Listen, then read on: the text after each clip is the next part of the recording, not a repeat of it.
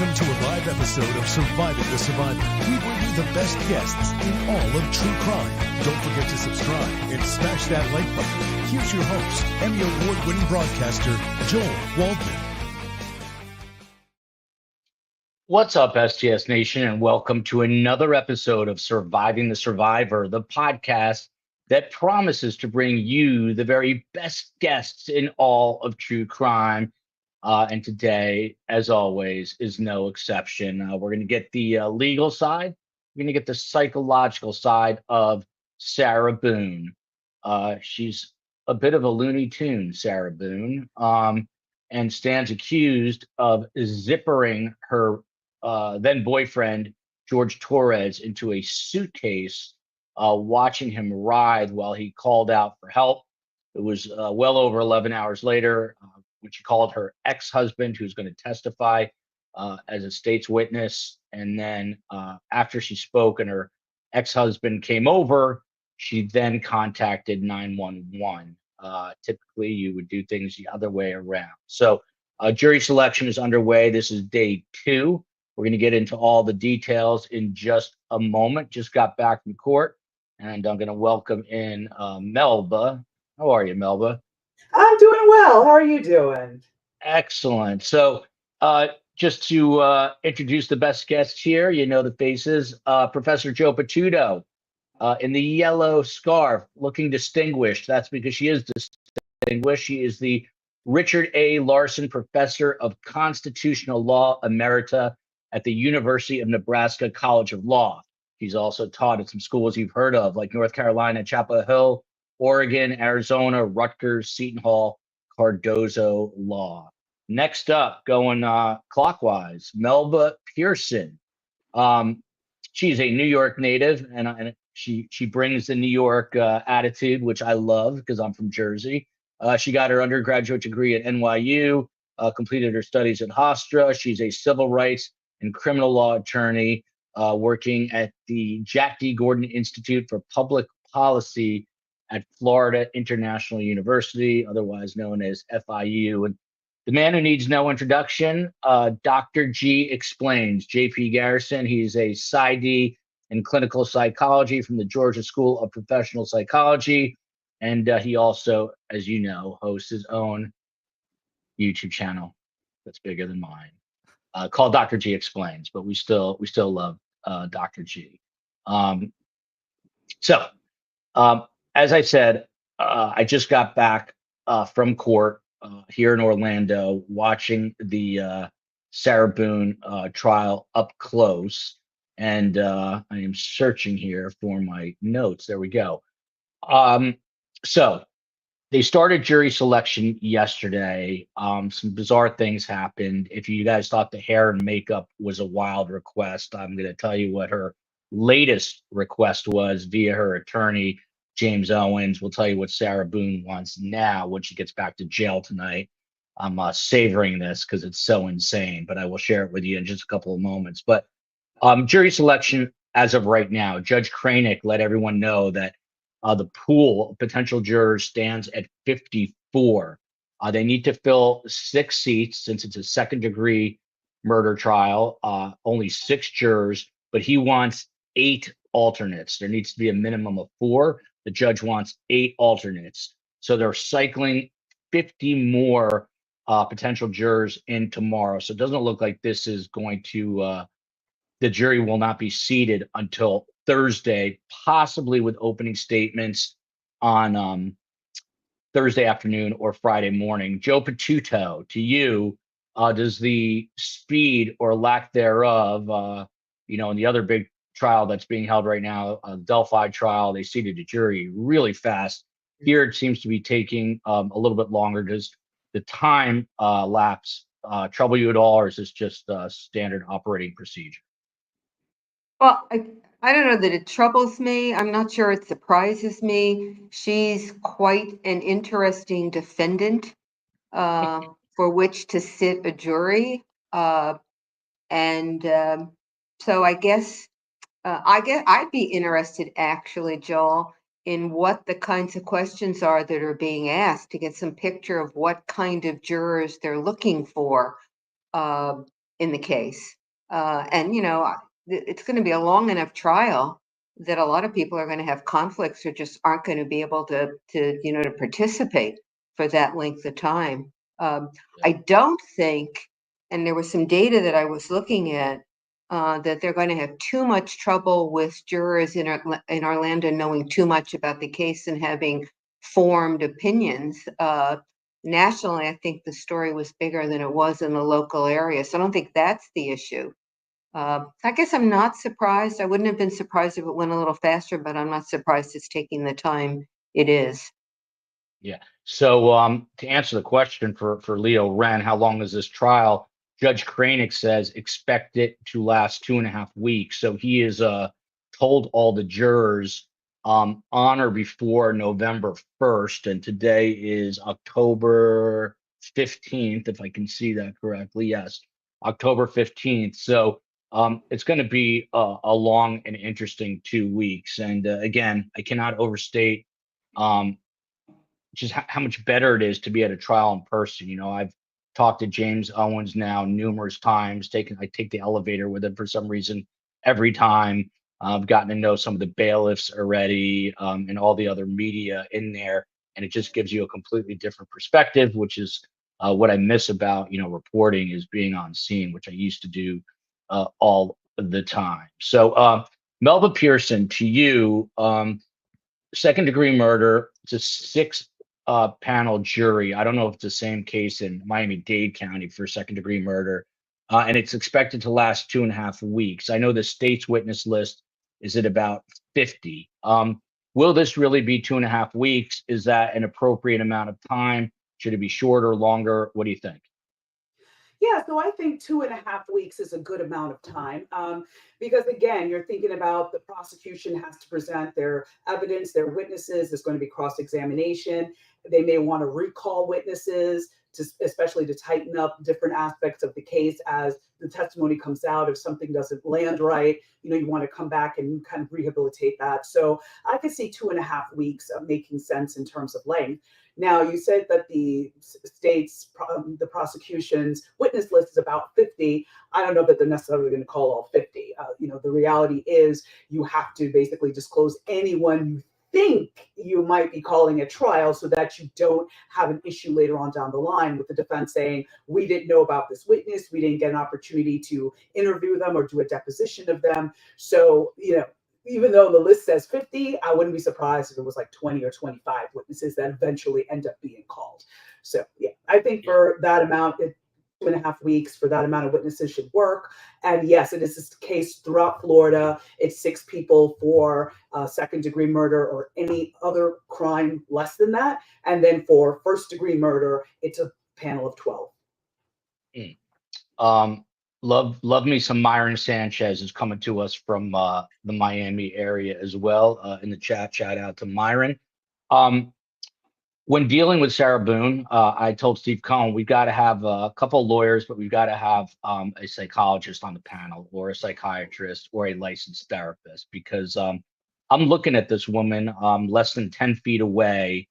I said this yesterday. She's very petite. I'd say she's like 5'2". She struck me as being bigger in person, but she's a tiny woman, and not wide. So she's not going to like fall over or blow over in the wind. But she comes in her waist shackle. They've got pink handcuffs for her, which is a nice twist. But Dr. G, let me just start very broadly. I mean, you've covered her. Mhm. I know you don't diagnose people you have not, personally had as a client, but diagnose her for us a little bit. What does she strike you as? She strikes me as someone who's going to be tremendously difficult throughout this process.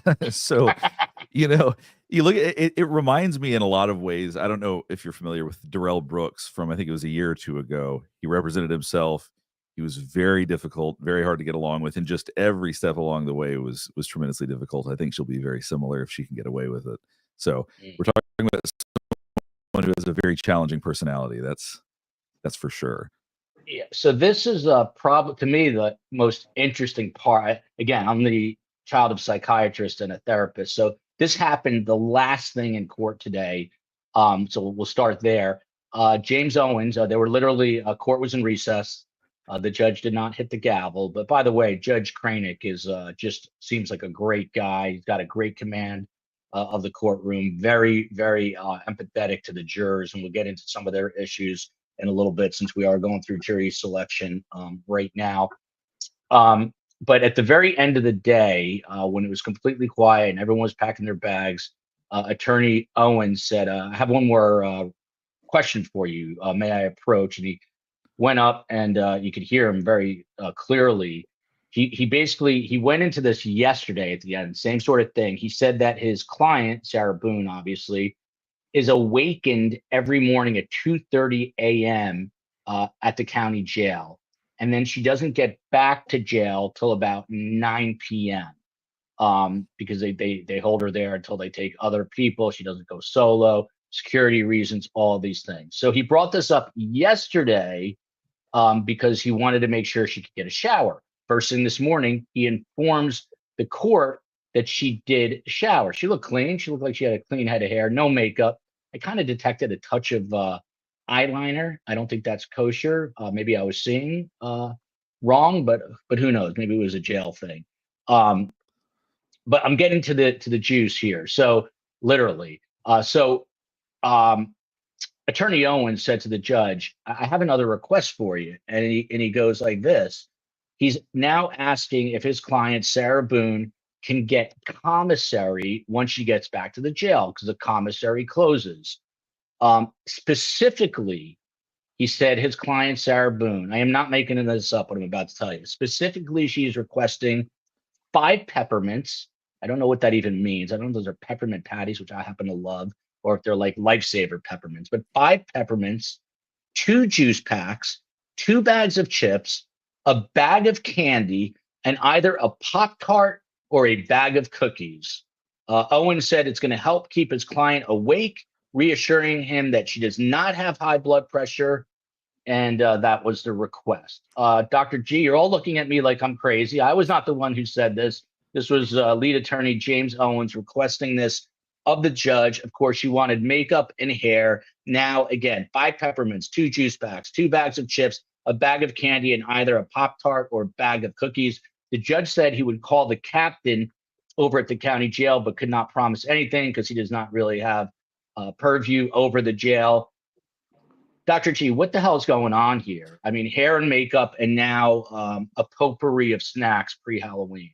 Well, aside from the fact that suggests that she needs, and I talk about this a lot on your channel because this is true of many people, that she needs a large degree of control. She doesn't seem to have that fear of the court that a lot of people have. A lot of people want to behave in a certain way and feel like they need to color within the lines, but she seems to feel that she's free to do and ask for whatever she pleases, and doesn't seem to have that same view of the court that I think many of us do, and even many people that are defendants in court do. So she certainly seems to fall on the far end of some kind of spectrum, that's for sure.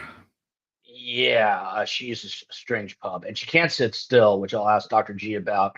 She's always doing something, reading or writing or talking, those 3 things. But Lori P, it's for her jail makeup. That's a good point. I never realized that. By the way, Dr. G talked about, she's not afraid of impropriety in the courtroom. Next to prison, I might be most scared of being in court. Just such a serious atmosphere. Someone's phone went off in the media section today. The judge was super cool, just said silence your phones. But something will happen to me in there. I don't know what, but I hope it doesn't. But Melba Pearson, to you, is this a good point? I mean, you've represented defendants who've been charged criminally. You think all these things are so she can create some makeup in her jail cell, or does she really want the 2 juice packs and 2 bags of chips, the Pop-Tarts, etc., because she's a sugar addict? Yeah, so, first of all, I'm a former prosecutor. I have, consulted on criminal cases, but my, real bailiwick is prosecution. But having been in the courtroom for, close to 20 years, that's not a normal request. I can assure you of that. And generally, yeah, Mac is not, the makeup artists aren't sitting outside for Mac going to give you a full, glow up before you go to trial, right? That's just the reality. Now, if counsel brings some lip gloss for you, and if corrections allows you to give it to the defendant so they can put it on real quick and hand it back, okay, maybe. But, there's no glam look happening. Secondly, in terms of the Walmart run that she wanted to do, yeah, the judge isn't hearing that either. I think the reality is, of course, the jail has to make sure she has dinner when she gets back. They can't deny her food, but the extra commissary, that's extra, right? That's not your normal prison meal, because people may not realize, commissary, you have to put money on the books basically in order to buy chips and other basics. I'm not even going to go down the road of other things that make you buy, especially for the ladies. But regardless, be that as it may, you have to put money to be able to get, those sorts of things. So it's sort of like a convenience store kind of thing. So she's not entitled to anything from the commissary. She's entitled to food, 3 meals a day, and a place to sleep. Doesn't have to be clean, doesn't have to be nice. She doesn't have to be pampered, but she should get food. So that's it. I don't think she's going to end up getting her. And 5 peppermints is very specific. Is it that she's trying to make sure that from Monday to Friday, she has 1 mint for every day? Or is it like first thing in the morning, mid-morning, after lunch, after like I have a lot of questions. Why 5 peppermints specifically, not just a bag of peppermints or anything? But, I'm glad you're asking the same questions I'm thinking. So that's good to know. So Joe Potuto, you're watching this, you're one part, getting that static in my ear, I apologize, but you're one part law professor, and you're also one part human that is watching this. What do you make of Joe Potuto? Let me say first, I think I'm all parts human, maybe one part law professor. Good point. Good point. In addition to finding it very humorous, and I'm sorry, but I do, it is extremely particular. Melba talked about 5. I mean, it seems to me to be very controlling. It's not 3, it's not 6, it's not a box. It's not, I've got a sugar, I need a sugar high. It's, here are the very particular things I want you to bring me. She is, I'm not a psychologist, but I do think she's got a screw loose. That would be my professional judgment of her. And I do think it's just indicative, and Dr. G said this, of how difficult she's going to be during the trial. She's going to be very difficult for her lawyers. Joe, I think you said today she was talking to one of them constantly. I mean, I don't know how anybody's going to be able to handle a defense if they've got a client constantly talking into their ear as the trial is going forward. I mean, it seems to me they have to hire a lawyer just to sit there and be, like a listening tree for her.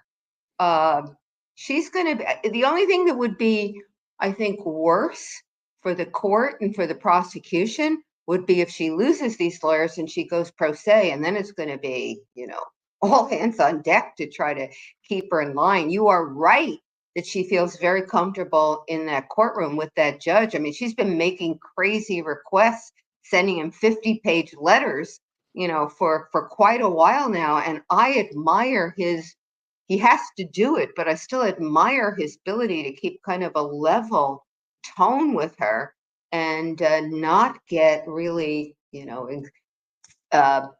demonstrably annoyed with all her requests and her behavior. So she's going to be interesting to watch. By the way, I knew this was going to happen. I told the COE, if I go to Orlando, all hell's going to break loose. And sure enough, it did. Tomorrow, there's a special news conference being held by the Los Angeles District Attorney, George Gascon. And we are going to take that live. The COE will take that live. There's a very good chance that the Menendez brothers will walk free very soon. That's what he's indicated. And the Menendez brothers family have flown out to LA for this press conference. They're being held near San Diego in a prison there. So that's happening tomorrow. And also in the Charlie Adelson case, his appeal is due.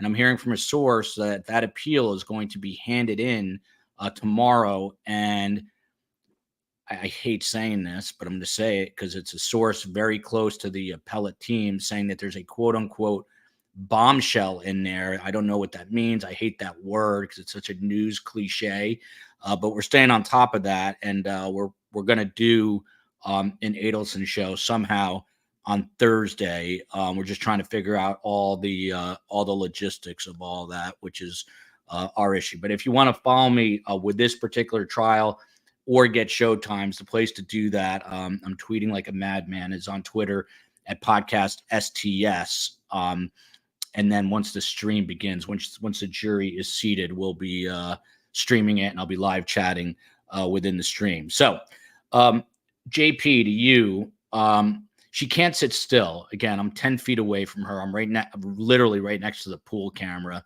which is Court TV. And three of us are like looking at her. She got into some kind of argument, like a louder conversation with one of her attorneys at the very end of the day as she was being shackled up. But all day, she's either got like a restless leg that she's shaking, or she's taking copious notes, or she's talking the ear off of her second chair. James Owen sits a little bit further back, I noticed, from her. But why is she unable to just sit? Could be that she's the center of the universe. What she cares about is what she's doing, not what's going on in the courtroom, really. So in essence, that's what matters to her, is what can I do? What can I be in control of? Because that's really what this whole trial's about, is that George Torres was flipped upside down in a suitcase, and she was like, no, I'm not gonna let you out. I mean, in essence, that's the core issue here. So I really just don't think she's that focused on what's going on around her, actually. That would be my guess. That might be it. I don't know. Although she was looking at the jurors pretty carefully. She looked up a lot, by the way, Dr. G, because a few of the jurors said, I recognize the defendant. And when she heard that, she would look up. Is that stroking her ego? Possibly. I mean, and it could also be that she has some issue that makes her a little bit more impulsive, like makes you not sit still. Like, as we've talked about, I have ADHD. I have a hard time sitting still unless I'm thinking about it. So there could be other factors as well, but I think it has more to do with just not really caring about the court, as more so than anything like that. There you go. So Melba, there was kind of another shocking revelation at the very beginning of the day, and that is the state got up, Will J., who's the lead prosecutor on this case, and said, hey, Judge, we just got 550 pages of new medical documents last night. They said they filed a motion in limine. The judge asked if this might be a Richardson issue. Can you explain what that means? And what is it like to have 550 pages of discovery dumped on you during jury selection? So first off, a misery, because that's a lot of pages that you have to go through when you thought you had your case together. So let me back up for a second. That time that you spend preparing to go to trial, especially for a high profile case like this, we're talking nights, weekends, you're not sleeping, you're not eating. I always call that trial diet, because you lose 10 pounds between the time that you start prepping for trial and the time you actually get a verdict. That's just the reality. So when you've put that amount of work into it, you've already framed out your case. You figured out what you're going to ask each witness. You figured out the order of the witnesses you're going to be calling. And now when you get this huge data dump basically on your desk, you're like, does this upend everything that I'm trying to do? Or can I just fit some bits and pieces in to the structure I already created for my case? So that's going to be what's going through the prosecutor's mind. Now, from the defense perspective, they're going to be freaking out as well, because if they haven't necessarily seen this, which leads to the Richardson aspect, which I'll get to momentarily, they're sitting here thinking, I've got to go through this too. And what bombshells may be in there that is now going to taint the defense that we're going to put forward in this case. So what a Richardson hearing is basically the defense is making an allegation that the prosecution has hidden evidence, they have not met their discovery burden, which means they have not turned over everything they intend to rely on at trial. So like I said previously, with regards to the list of witnesses, there might be 50 and they only called 25, and you want to make sure that, okay, we don't want to have an issue that we're calling someone you didn't know about. Same situation. You don't ever want to have a piece of evidence, whether it be physical evidence, whether it be reports or anything like that, and not have turned that over to the defense. Because if the penalty is, if the judge says, you know what, prosecution, you have not fulfilled your burden, that piece of evidence can get excluded. So, but the standard is, was this violation willful? So in other words, did the prosecution deliberately hide this information or know that it was available, didn't bother to get it until the 9th hour? So and from what it's sounding like, it doesn't sound like it's willful, because again, you make the requests, you send the subpoenas out to the different hospitals, whatever the case may be, trying to get that information. And you're kind of at their mercy of when they send it out to you. So whenever you get it, that's when you can turn it over. So that's kind of what the Richardson hearing situation is. I don't think that it's going to end up being excluded, again, as long as the prosecution can show, like, we requested it on X date, this is when we received it, so sorry. And, the defense has to also come back and say, what's the prejudice? So what is in there that they didn't know that is now would have caused them to handle the case differently, or to take that, force her to take, not force her, but strongly advise her to take that plea, that sort of situation. I don't want to harp on the crazy request from today on the heels of the shower, on the heels of the hair and makeup request, on the heels of the Walmart run. But Abby Crossing says 5 peppermints equals control freak, Dr. G. Is that accurate math? Does that equation equate to control freakiness? That's how I would interpret it. Control freak, lack of shame. There's a lot of things that it suggests. And for me, I mean, I just got to jump in on this one. Yeah, please. Especially with the crime that she's charged with. This feels very domestic violence, controlling abuser type scenario. And so all of these requests, make me think that this poor victim endured a whole lot more than we may even be aware of, and we may learn more during the course of this trial. So I hope there's other witnesses that can corroborate abuse or something like that. But to be that controlling about everything leads me to believe that she acted the same way in her relationships. And usually when you have somebody controlling in a relationship and you try to leave, or you disagree, or try to go in a different direction, that results in either further manipulation or, as a last resort, violence. Or you end up in a suitcase. So, go ahead, Dr. G. Oh, Dr. G, did you want to add something? Me. Oh, I'm sorry. Yeah. So I was going to say, another thing that I think she might lack is the insight into how this looks to the jury. Like, it seems like she would want to be on her best behavior. I think a lot of people are reined in by how everybody else is going to see them. So the idea that she's not considering that, or if she is, she's got a really interesting strategy, is might suggest that she just is not very insightful about how other people are observing her, or the impact it's going to have on how they see her. Someone's asking, Amy in New Jersey, the best state because it's my home state, Dr. G, borderline personality disorder, does she fit the bill for that potentially? I'm gonna abstain from commenting on that, but there's a lot of things that she might fit the bill for. All right, how about this one? I got another one for you, since you abstained. Since she's abstaining from alcohol and reportedly liked to drink it frequently, a lot of people are saying that's why she's craving sugar. I assume you've worked with alcoholics. Any truth to that? Probably not this far away from when she would have had to have quit abusing alcohol, so I doubt it. Yeah, I think it's unlikely. Unless she's drinking in jail somehow. Yeah, but yeah, it's a good point. Genzo 33 here. Yesterday, Sarah sitting at the table in court talking to her attorney. He pointed in 2 directions. She turned, looked right into the camera, smiling. Do you get a sense, Joel, that she's enjoying this? I don't know if I would say enjoying it, but she looks almost too comfortable. If I was in there, you guys, I think, know this, I'd be incredibly uncomfortable. I'd also be incredibly careful with everything, with my movements, with who I'm looking at. She's been pretty, like from a just a facial perspective, she's been pretty stoic. Like she's not making crazy facial gestures like you see on the body cam footage, but she doesn't stop moving. That's what I see. And it can be kind of distracting because she's literally in constant motion.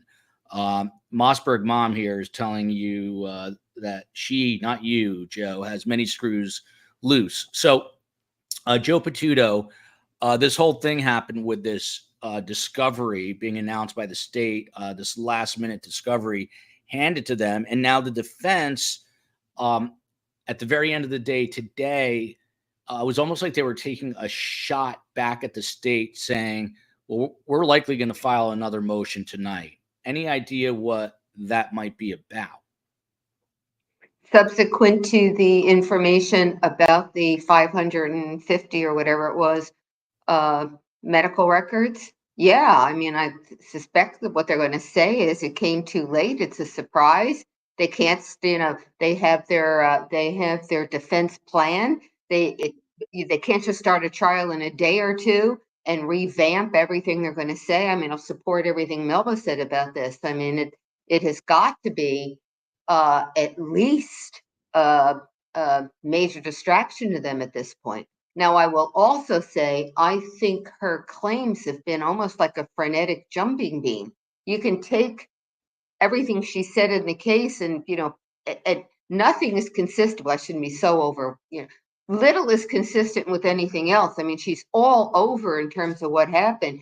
In that sense, looking at it from the outside, I suppose I would say this shouldn't be so much of a issue to you because you've got this case that you're trying to pull together from 1,000 pieces already. So here's just another bunch of things you've got to move in, and it may not be consistent with position A that she's taken, but maybe it'll help you with position B or C or D that she's taken. I mean, your picture of her jumping around at the defense table is my picture of her jumping around with her story. I mean, she's just not able to settle anywhere. She's constantly in movement with her defense of her story about what happened. And that's why you're a professor. I'm not. That's a really good observation.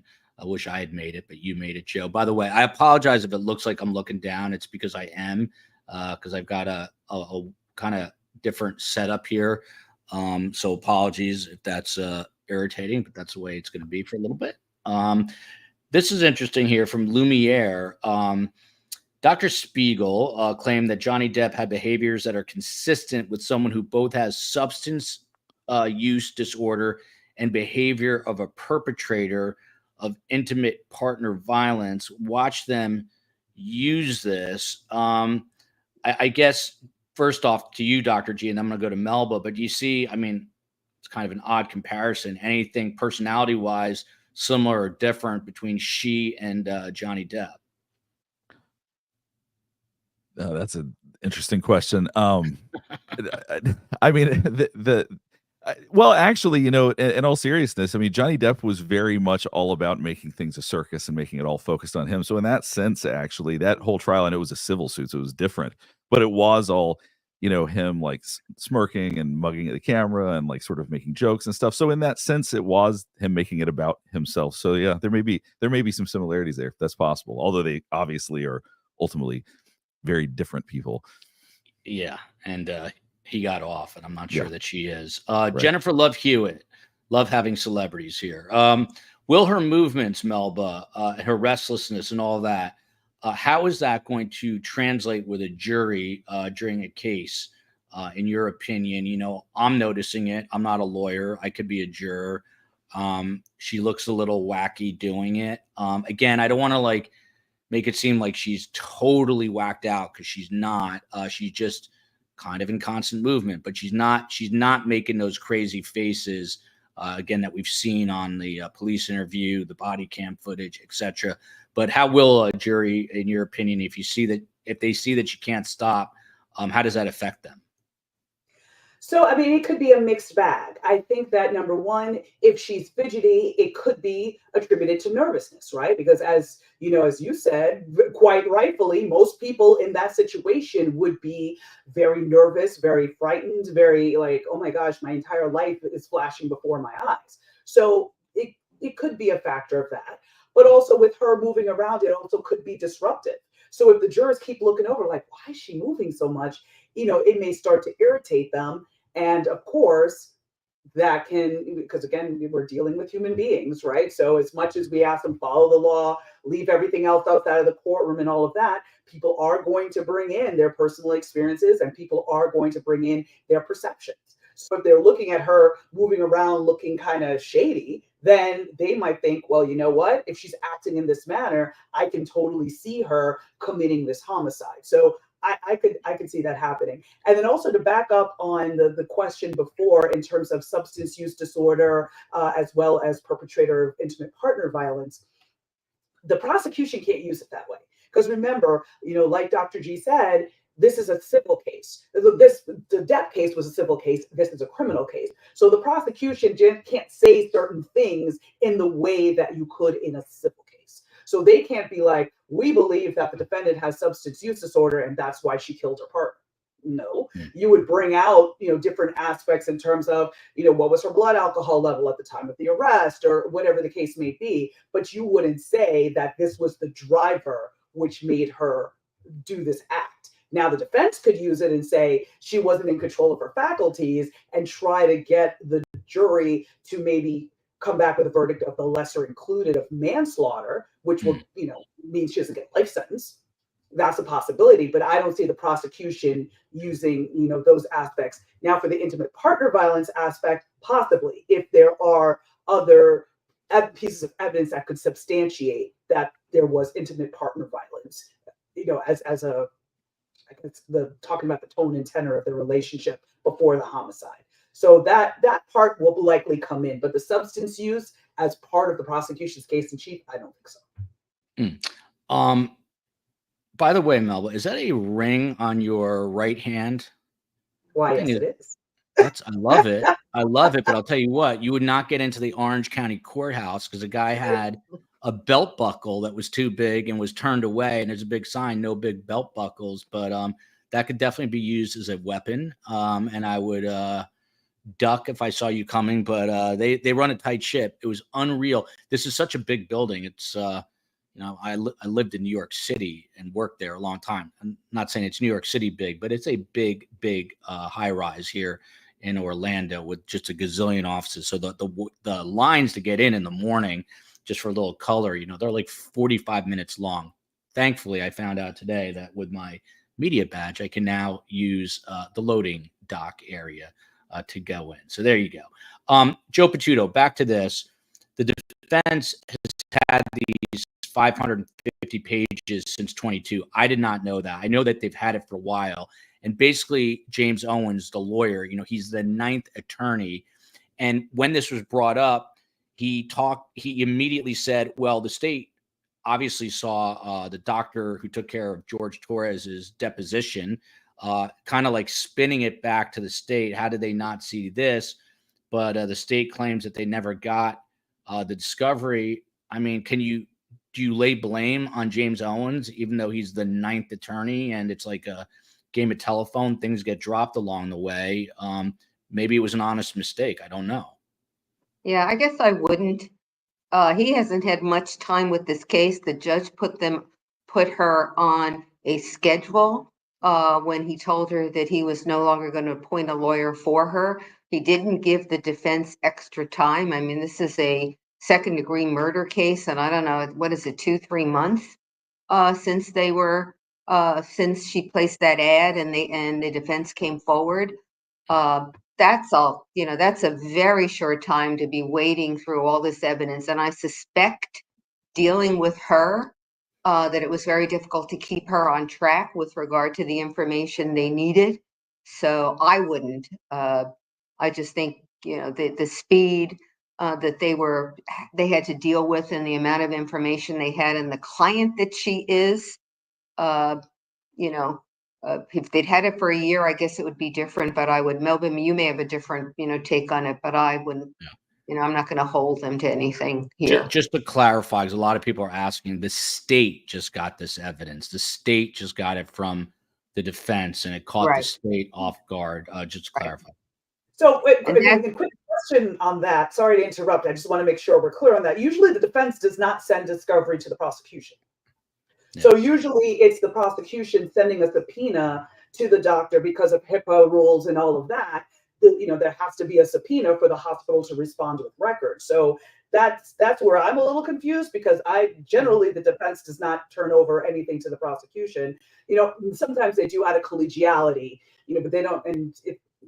But it's kind of rare circumstances where that kind of happens. Yeah. So I mean, that raised an interesting point, even further. But the bottom line is that they are, they openly said they're filing a motion in limine related to this. And someone pointed out, and I think it is accurate, that a lot of these records have to do with George Torres, not so much Sarah Boone. But this is an interesting question from Melissa, and I'm going to toss this one to the psychologist, Dr. G.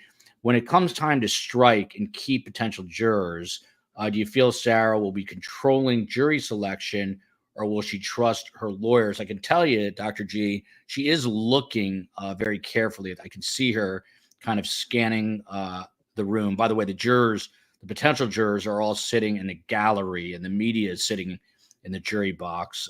That's going to obviously flip-flop, but there's so many jurors that's how they're working it. But Dr. G, is she going to control the frame when it comes to jury selection? She will control anything she can. So if her lawyers allow her to control that, then she will. I feel very strongly that she is going to try, unless they said beforehand, we're going to make this choice, you have to trust us. I suspect that she is going to do everything she can to control that. Joe Potuto, Super Kelly here. What are the ramifications, and you just talked about it, she's moving just like her story moves around. What are the ramifications of Owens putting her on the stand, Sarah Boone on the stand, when she keeps changing her story? He doesn't know she's lying. He's asked, I guess, a question. I'm sure he's got his thoughts, but how dangerous is it? Because all across the board, most people are saying she's got to take the stand. She wants to take the stand, and she's got to explain herself away. So how problematic is that? Oh, it's very problematic. I mean, they may not have any choice, but it's problematic typically with the defendant taking the stand, because, now they're at the mercy of cross-examination. With her, it's extraordinarily problematic. She's got so many inconsistent statements and so much to explain in that tape. I mean, and maybe she'll surprise me, but I cannot imagine that she's going to be able to keep on a straight and narrow path and take a consistent position. I think she's just going to be all over. They're going to be able to catch her on the stand with inconsistency and consistency and contradiction after contradiction. And she may end up being visibly annoyed at the fact that the cross-examination isn't allowing her to direct, the questions that are being asked, that they may not accept her answer. I mean, it's extraordinarily problematic, but I don't see that they have any choice, the defense. That's what I keep hearing, and we're going to find out, I guess, in due time. Back to Melba on this legal question here. Can she ask? So she was given this plea deal, Melba, and she would have been out in like 8 years. I'd like to just get your take on that in general, but can she ask for the plea deal right before the jury gets the case after she puts on her show? Is that a viable possibility? Absolutely.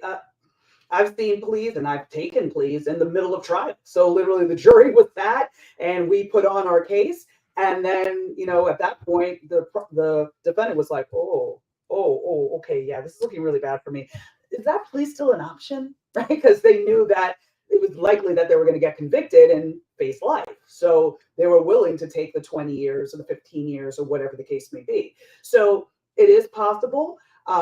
it's up to the prosecution if they want to reoffer that plea, or if they want to say, you know what, we've put all this work in. So if the original plea was, 10 or 15 years, whatever the case may be, now it's going to be 20 or 25 years if you want to take a plea.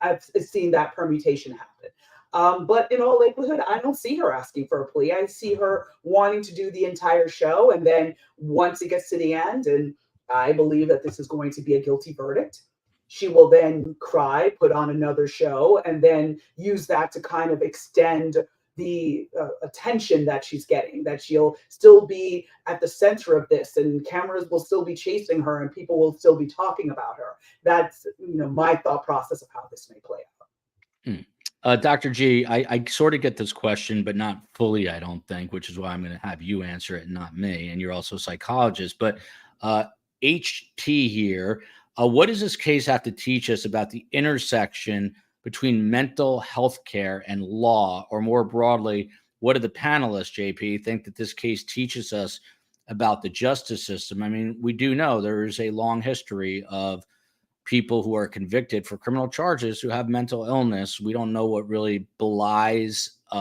Sarah Boone. Your thoughts on this? This isn't the kind of, at least from my observation, the kind of mental health issue that I think really negates any of the what's gone on, or makes her not know the difference between right and wrong and that kind of stuff. We're not talking about somebody who's got psychosis here. So like, that's a bit different. So I think that just the reality is that there's probably a large percentage of criminals who have personality issues and who have something in the realm of mental health. But I knowing what I know about certain types of perpetrators, we're doing the best we can. I don't think there really should be a whole lot different for people that aren't completely out of control potentially, or something like that.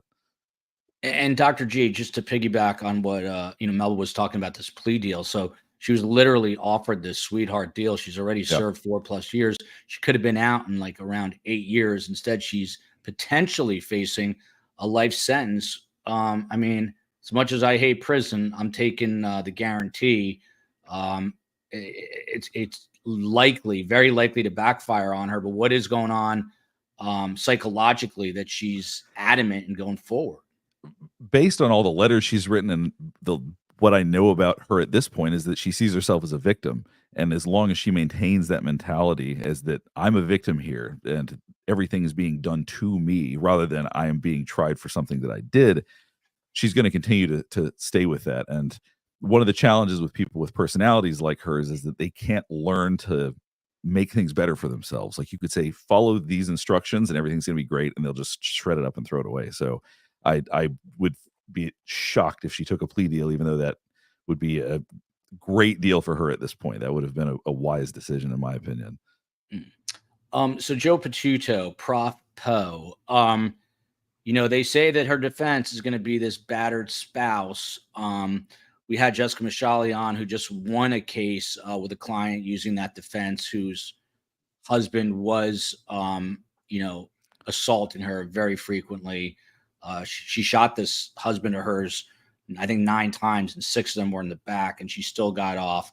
But Jessica Mashali said, look, she looks, talks, acts like a victim here of battered spouse syndrome, and says that Sarah Boone shows none of that. But what do you make of this defense? Because he was defenseless at the time. Is this just going to fall totally flat? And why don't they just say it was an accident? She was wasted, fell asleep, passed out, woke up. Why go with this defense? Well, I'm not sure they're going to be able to go with the defense. I don't think the motion from the state has been resolved yet. She has not once said that I know of that she intended to kill him, which seems to negate the possibility of making that defense. Why don't they go with another defense? You'd have to ask Sarah Boone, because I think she's in control of this. I think that's why she could not get along with so many of the other lawyers before. It's her way or the highway. And that's very difficult for a lawyer. I mean, I admire the fact that James Owens took this case, but the fact that he's got a defendant that he can't control, and that's how it appears to me. He can't control her, and he's going to have to or is presenting the defense she wants or she thinks will work. And it doesn't appear to me that it's going to work, is on her, I think, not on anyone else, on her. And as long as that's what she's insisting, it seems to me they are now following her lead in this trial. And that's, I think, a really dangerous place for defense lawyers to be, but that's where I think they are. Yeah, and I mean, Melba, what do you make of that? Because Joe just brought up a good point. I mean, from a legal perspective, they may not allow her to bring this defense, as Joe just pointed out. Can you just expound on that a little bit, and tell us what you think about this defense?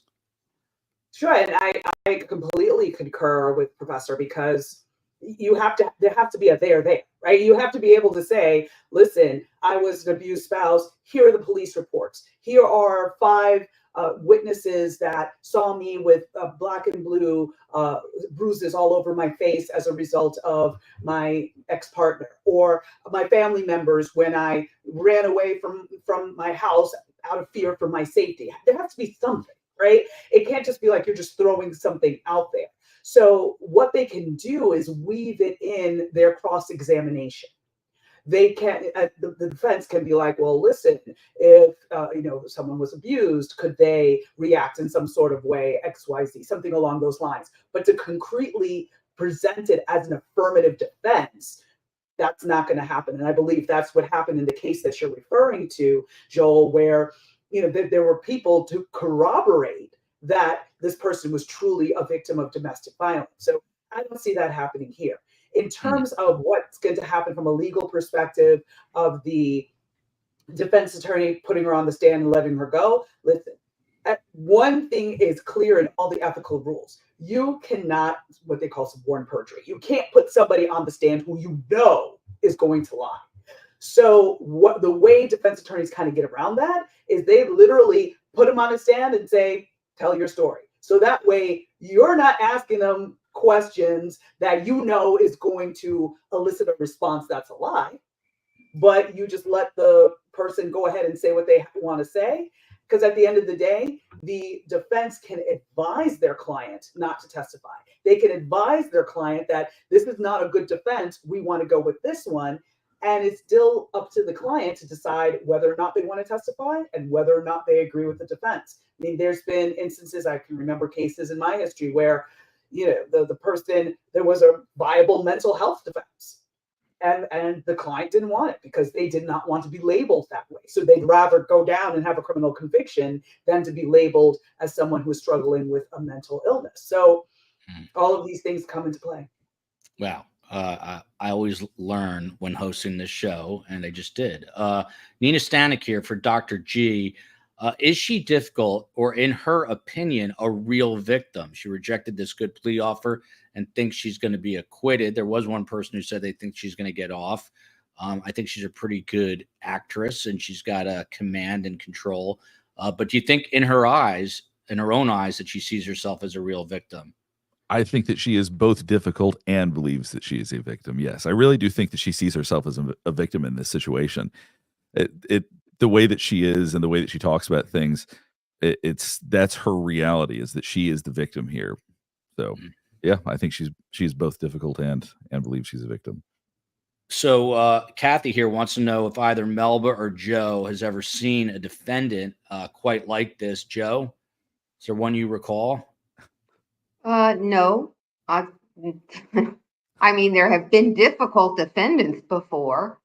There have been defendants who clearly do not want to follow the lead of their attorney, but someone who is so difficult that she's gone through the number of lawyers that she's gone through, that demonstrates so clearly in the courtroom that she's in charge, that's talking in the ear of her lawyer throughout, the jury selection process. No, I don't think I can think of one. Melba, anyone that she reminds you of?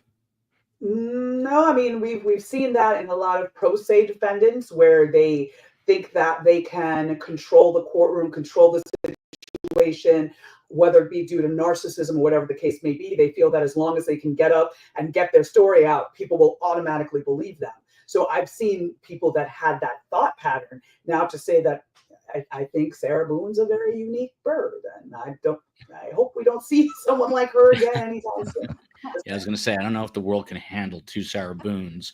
M. Ryan wants to know, does she have people there? The only people there are a few members of the media. Court TV is there. Local Fox station is there. And really, that's it. And then the potential jurors, but there is no family or any of Sarah Boone's friends, no one. It's quiet. I'll let you know if that changes once we get into the actual gist of the trial, but that's still a day or so away.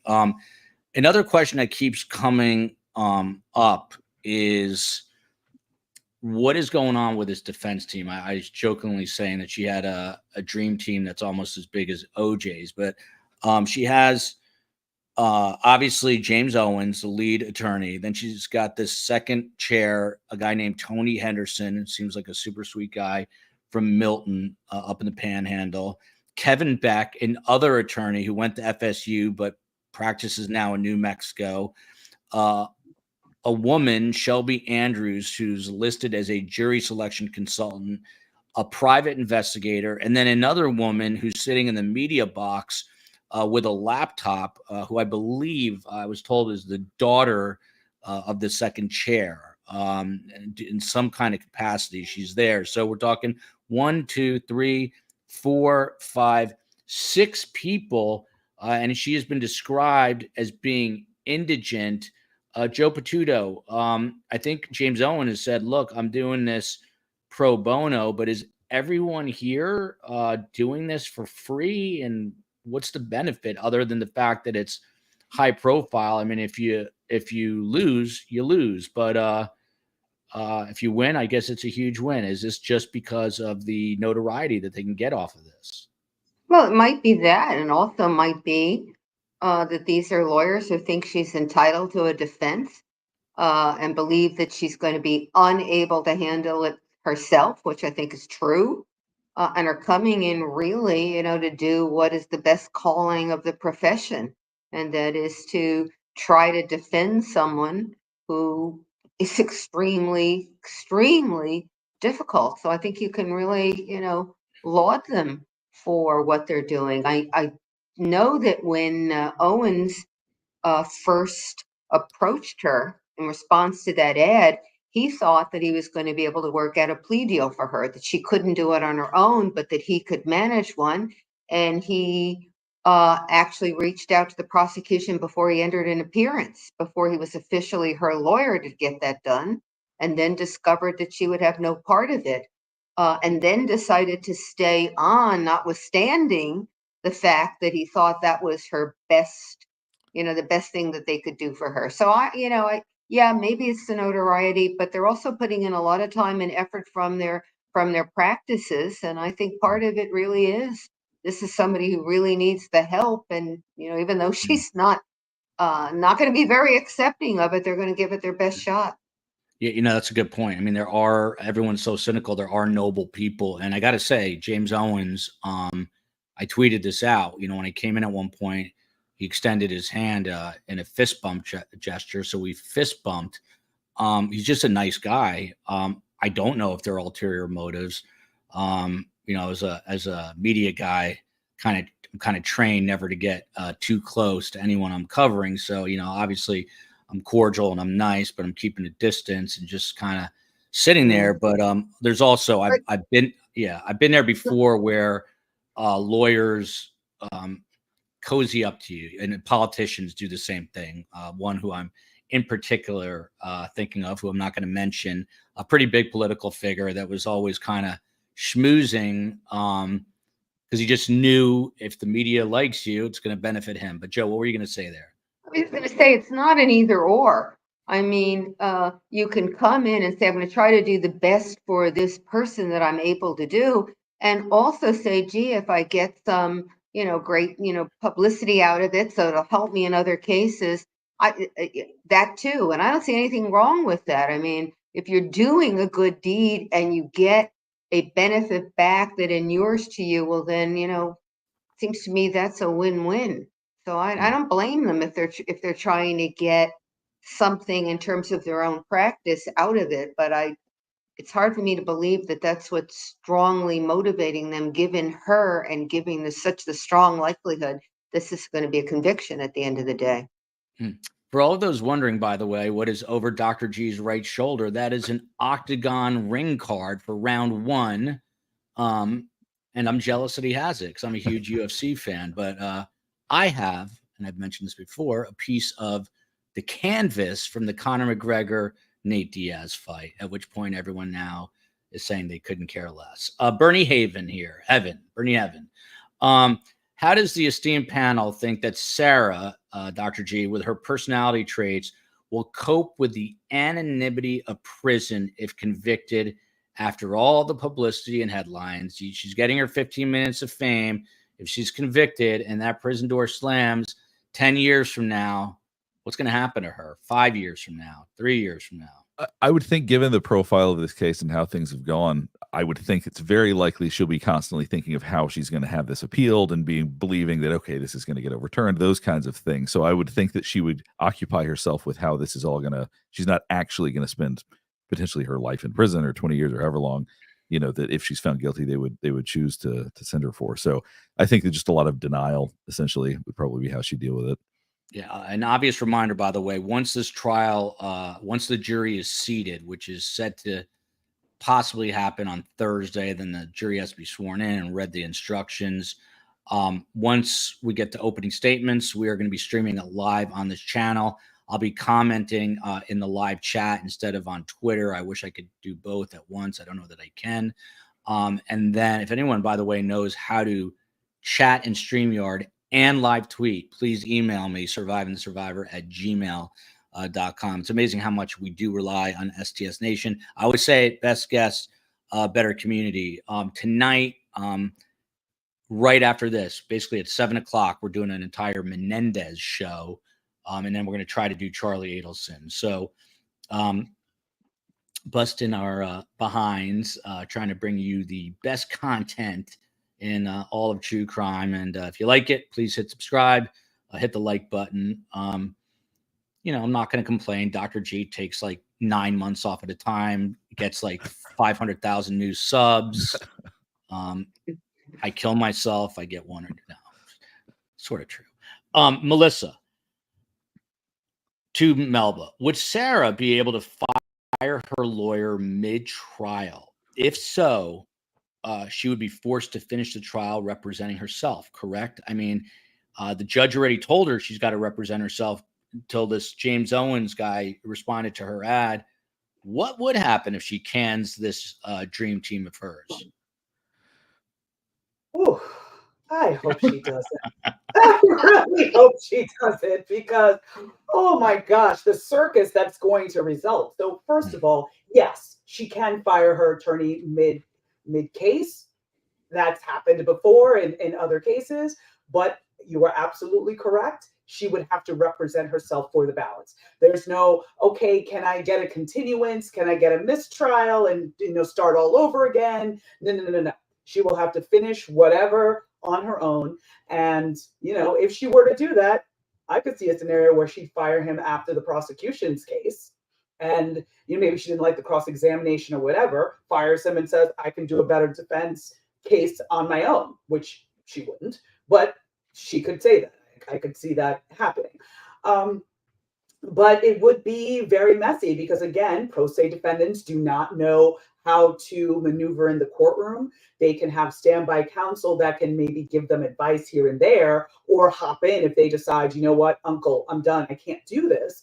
But it becomes very messy. I could see scenarios where she's going to stop and talk to the judge in front of the jury, and then the judge is going to have to send the jury out to kind of clarify things with her. I mean, it's going to be a mission for the judge to keep this case on track if she does end up firing Mr. Owens and starting to represent herself.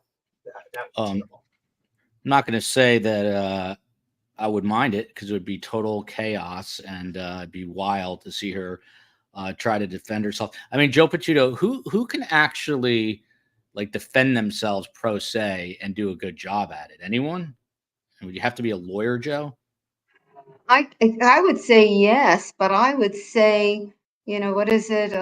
Is it a doctor who treats himself as a fool for a patient, a lawyer who, represents him herself as a fool for a client? I mean, that's absolutely, you're too invested. I mean, you can know the law back and forth and be very good at your job, but it's pretty hard to separate you from the law when you're the client, when you be the client. So I think you'd have to be a lawyer to have a shot at doing it well. But I don't think even a lawyer really could do it well. Sometimes uh, a client will go, or a defendant will go pro se because it's a political trial, and they don't care about the conviction as much as they care about making a particular statement. And they can do that, when they're pro se.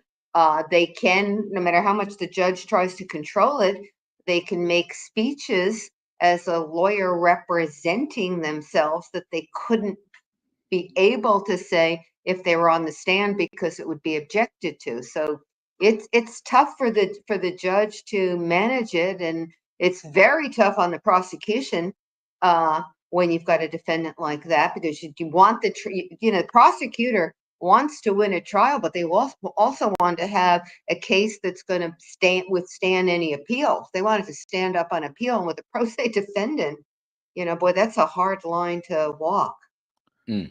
Entertaining for the viewers. I mean, if this was a TV show, absolutely. But a representation of the justice system at its best, no. Yeah, and we always, I mean, admittedly, we blur the lines between true crime and entertainment. It's not entertainment. This guy lost his life being zipped into a suitcase. It would be wild to see her, but we got to keep that in mind. From Maury Brown. Letting her off maybe, but if she uses abuse, it puts her in jail. Kathy here says, between politics, Diddy, and Sarah Boone, I've hit my toxicity level with ridiculous people. Just saying, I think the entire country, Dr. G, is burned out. I mean, Dr. G, what about this? I mean, the election's coming up. You see these crazy headlines, true person zipped into a suitcase. What is this doing to society? And you can't avoid it because everyone's got a phone now. Well, we're all a little bit desensitized to how crazy some stuff is. I mean, you think back in like the 90s, Dan Quayle misspelled potato and it was like a huge deal forever. Now it's like people can say crazy stuff politically and nothing happens. We just go on to the next day. So it's like, we're all kind of desensitized to how wild it is because we can all reach out and say whatever we want. So we're just inundated with it. And then we have bots that sort of repeat the worst, and it gets crazy. But anyway, we're desensitized is the easiest way to say it. Yeah, I would agree with you. And that's kind of a sad place to be. To Melba here from Barbara Bunker, no relation to Archie. Would taking the plea deal mean she could not appeal? Is that what that means? Absolutely. Once you take a plea, you waive your right to appeal. You waive your right in terms of, let's say something was wrong with the way you were arrested, right? You basically are closing the door on that. You're waiving all your rights basically. But what you receive in return is a guarantee that your sentence is no more than X amount. In the state of Florida, you usually serve 85%, as long as you don't have any, write-ups or any problems in prison, like you're not fighting with anybody, you don't get, additional charges for something, whatever the case may be. You will serve 85% of your sentence and get out at some point and have a life. So if she were to take a plea to 20, 25 years, she'll get the 4 years that she already has served, and then she'll serve 85% of the total. And so, she can get out and actually have an opportunity of, walking around again. But I don't necessarily see her doing that. Wow. And if you're catching us late, the Menendez brothers, Lyle and Eric, they might have a chance after being sentenced to life without parole. The DA in LA making a big announcement tomorrow, and that's why we're doing a second show tonight at 7:00. And I should mention tomorrow night, Dr. Ann Burgess, the literal living legend, is coming back on. She was an expert witness for the Menendez brothers at the trial, at the first trial. and she'll be here tomorrow night with some other guests to discuss what we find out at the press conference after the fact. My man, Wesley John Holmes, an Aussie living in Tokyo. Shout out to him. Melba, I just want to go back to you because this question came up earlier and I totally kind of glossed over it. So Brian Boone, who's the ex-husband of Sarah Boone, that's who she called. He's supposed to be state's witness, but I think he's also on the defense list. What happens if he's called by both? Is there any chance of that happening? Yeah, that could happen. So the prosecution would call him in their case in chief, and they'll ask their series of questions. Defense would have the opportunity to cross-examine him.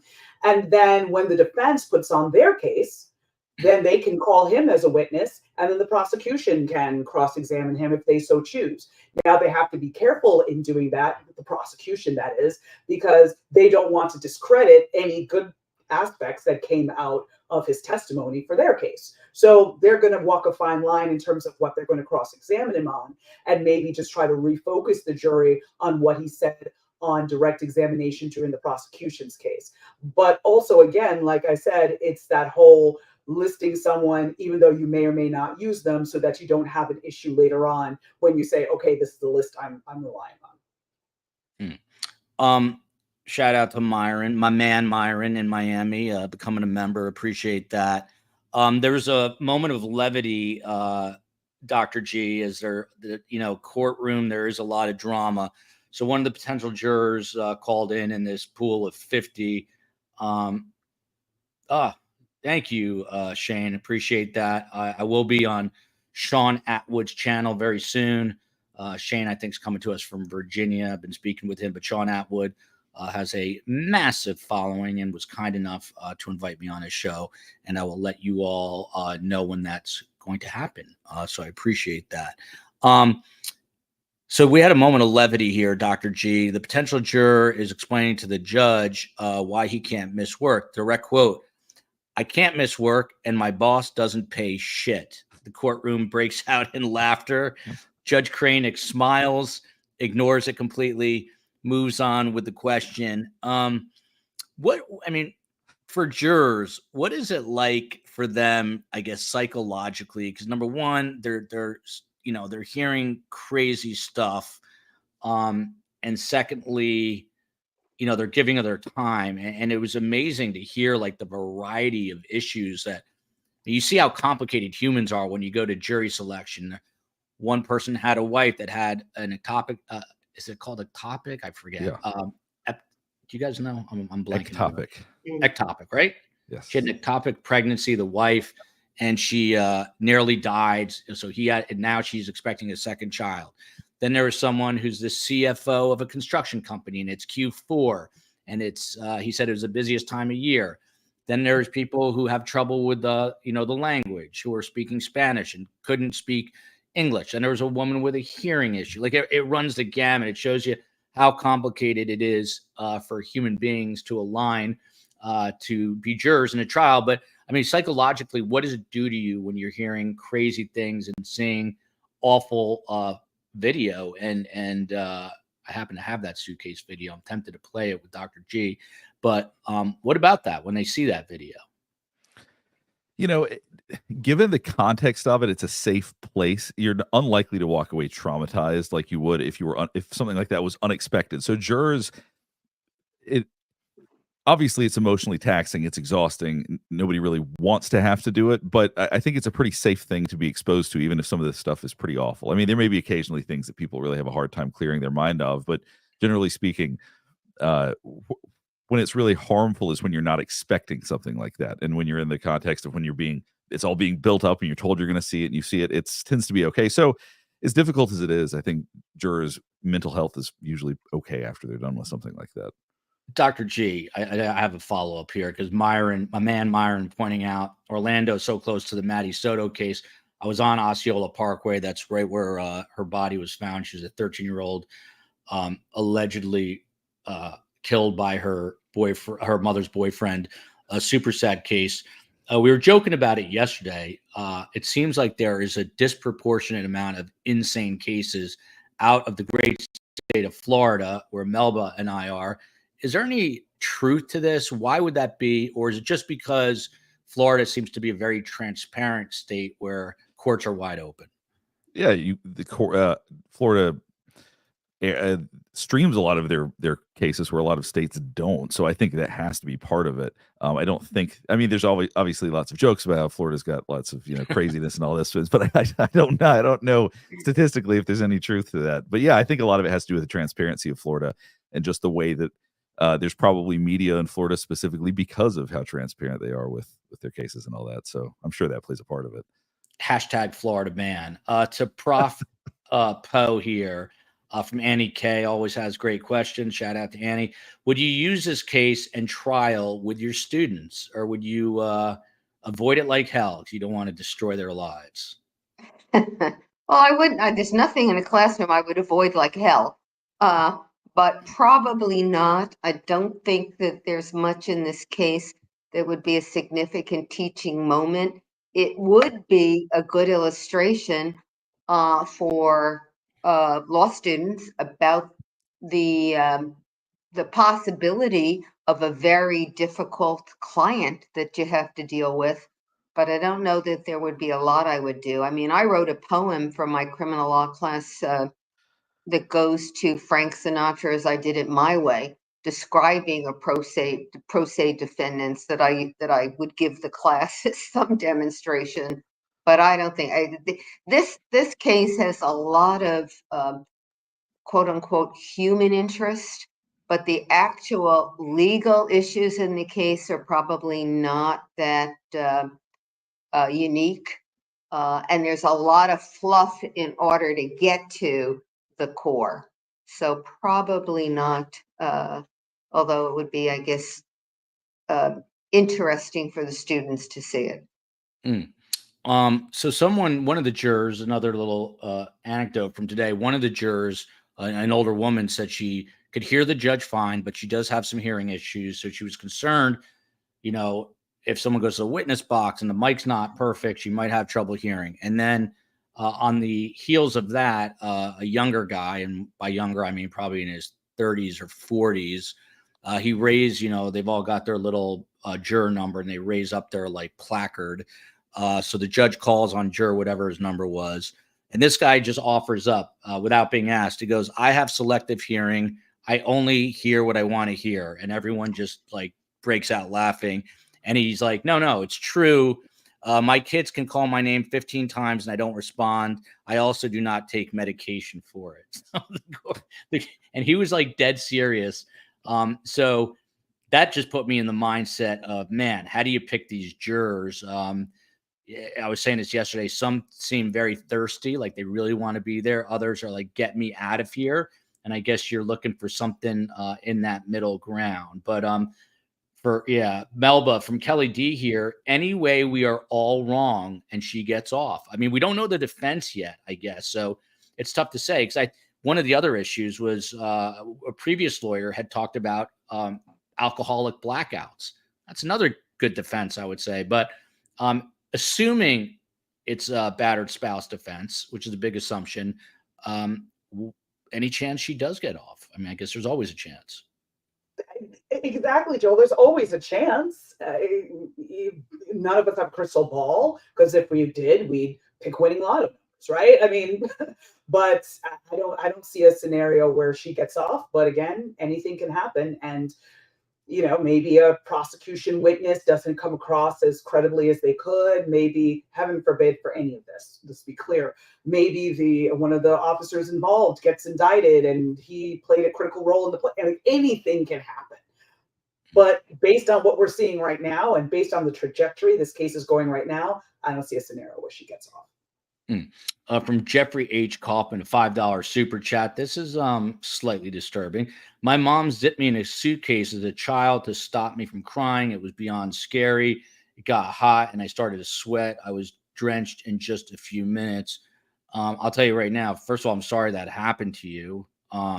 Secondly, I'm incredibly claustrophobic. I would, first of all, I wouldn't fit in a suitcase, but if I did, I could fit in like a camp trunk, but definitely not in a suitcase. And I can tell you who definitely can't fit in even a trunk is Dr. G. He's a big guy. He's like 6'3", big dude.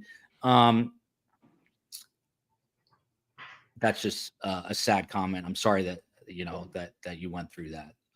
That's all I can say about that. And I just want to add something. I hope that Please. you've gotten counseling or something to Yeah. help maneuver and work through what happened to you as a child, because that's a lot, and that's a lot to carry, and it can sadly spill over into relationships or the way you parent or things like that. So, I hope you're getting the care and support you need.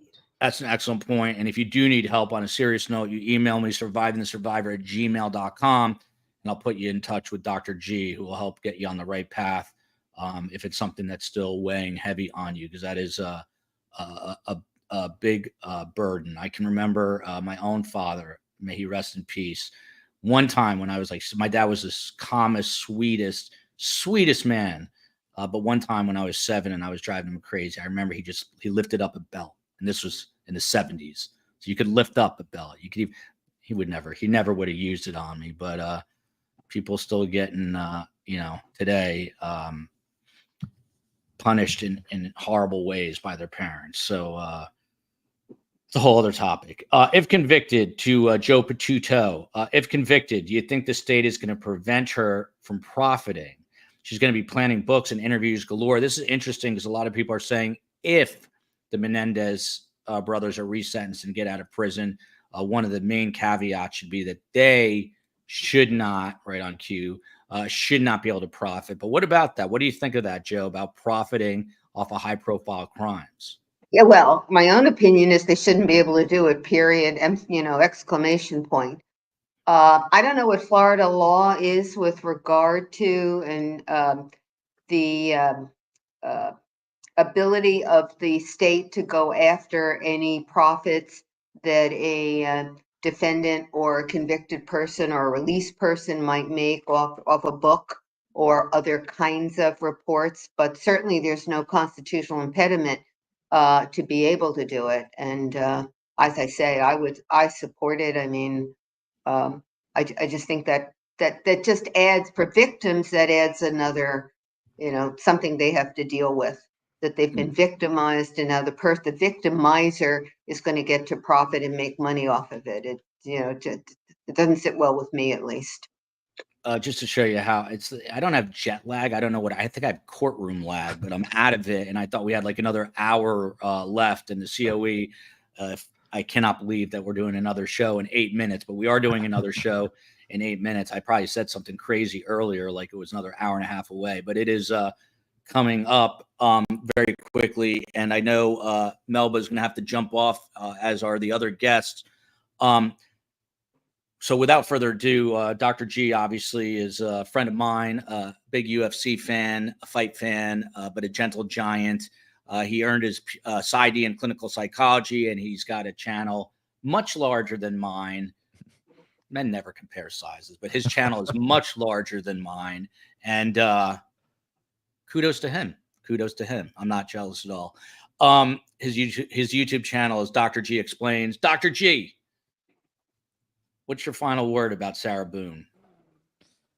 For all the concerns about her doing interviews and books afterwards, I frankly think people will move on pretty quickly once this trial is done. So I don't think there's a big risk of that, honestly. But I think we're going to see a lot of drama. And I think that if the judge, is capable of reining her in a little bit, maybe the drama will be minimal. But yeah, I think we can expect this to continue to just be a bit of a circus as much as she is allowed to make it one. Thank you, COE. I'm doing it right now. Melba Pearson. I love her. Never met Pearson in person, but I'm gonna, because she's in Miami.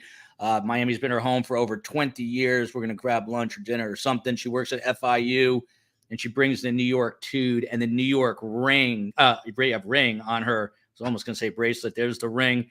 Your final thoughts on Sarah Boone, and this you already said is gonna likely end up with a conviction. Yeah, I'm sticking with that. And I think that this is going to be very interesting in terms of what the defense is going to be, and also learning more about the details of their relationship and, how we got here, how we got to this point. So that to me is going to be interesting, tragic, but interesting. Mm. And also, this is Domestic Violence Awareness Month. October is Domestic Violence Awareness Month. So keep that in mind. If anybody is suffering through domestic violence, come on, there's resources. Get yourself safe, please. There you go. Well said. And Ritz also well said here. New York brass knuckles. Melba is a queen. Yes, she is. Last but not least, the woman who will be with us for almost all this coverage, because she is the professor. Someone pointed out that I was Gilligan from Gilligan's Island. She's a professor. She is a professor emerita at the University of Nebraska. Joe, your final thoughts tonight. Yeah, mine are on the victim. Whatever Sarah Boone is or does or did or will do, the way he died was just absolutely horrendous. I mean, I can't imagine. I'm sure it was painful, but he also was in a suitcase knowing he was dying.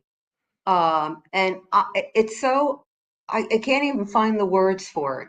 And so I want to really focus on him, because it's pretty easy to focus on her because she's so unusual and she's created so many crazy things already, but ultimately he's the victim and he suffered a really horrific death.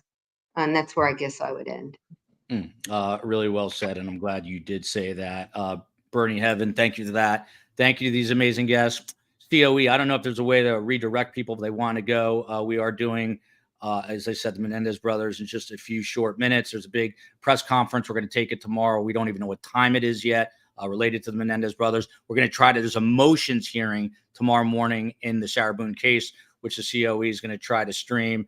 And we will get that all to you live. Follow me on Twitter at podcast STS. Redirect is on. Thank you so much. Love you. Love you, Miami, Atlanta, Jersey, and everyone out there. Be safe.